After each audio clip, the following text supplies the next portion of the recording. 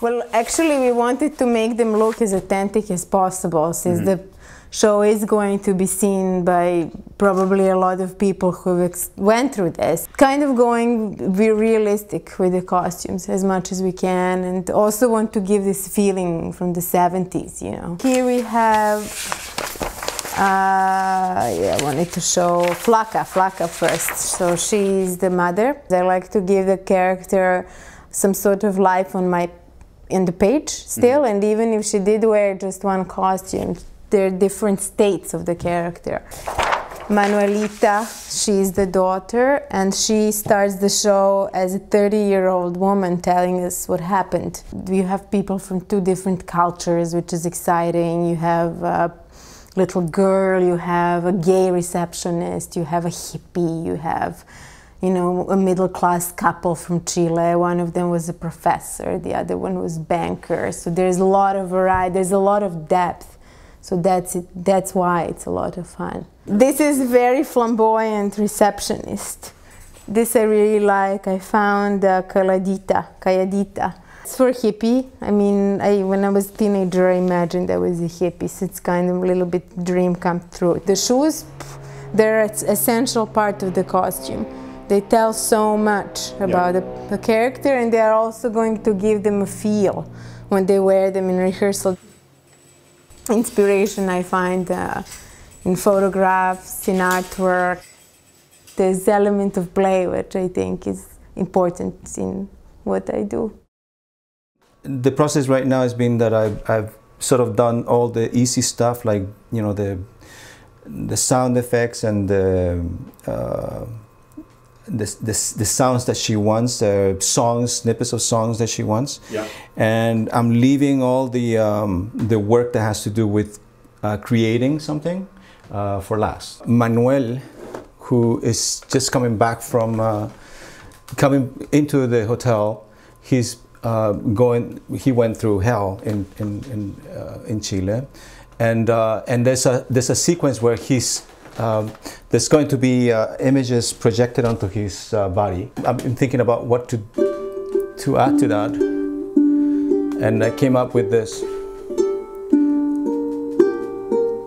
This charango is an instrument that natives in Bolivia and Peru, in the Andean region, they built this as a replica of the guitar. Right. This is their version of the guitar. For me, doing this thing, it's almost like there are so many emotions that come out.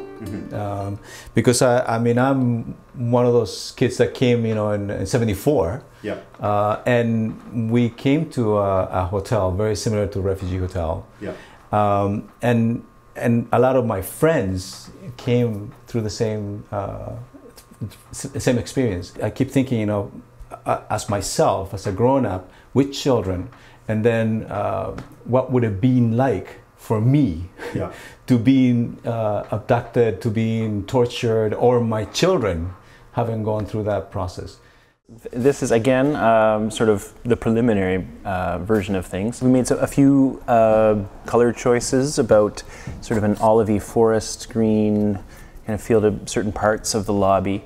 What we needed was a large acting area because everybody comes in through the lobby. Carmen wanted a staircase, and then we have a number of hotel rooms happening up on the mezzanine level. So on here you don't see much of the detail. And that lets us kind of bring the details in as the performers make some choices, and as we start to see how they live there, how much room they actually take up, how much room they need to sit in one corner or not. And right. That all plays back into the design. By the end of next week, when we're well into the second week of rehearsals and we're finally seeing some runs, by then the set will be pretty much built and we'll be painting it in the shop. Once we get into load-in, which happens September 11th, so we'll be a couple of weeks into the rehearsal period, that's when we'll install all the set, and we'll be hanging a lot of lights at that time. Well, it's a big space, but it's actually a very intimate big space. It's I think our housing capacity is something in the neighborhood of 165 to 170 seats, and everybody's fairly close to the stage. And actually quite a few people can be up on level with, on the mezzanine level, there's actually seating as well directly opposite some of these spaces. So you get people seeing it from from a wide variety of angles. And I think that's one of the challenges of the Passe Muraille space, but it's also a very warm room. So it works really well with the themes and the feel of the hotel as well. We're taking like a lot of advantage of just the verticality of the space that it affords us.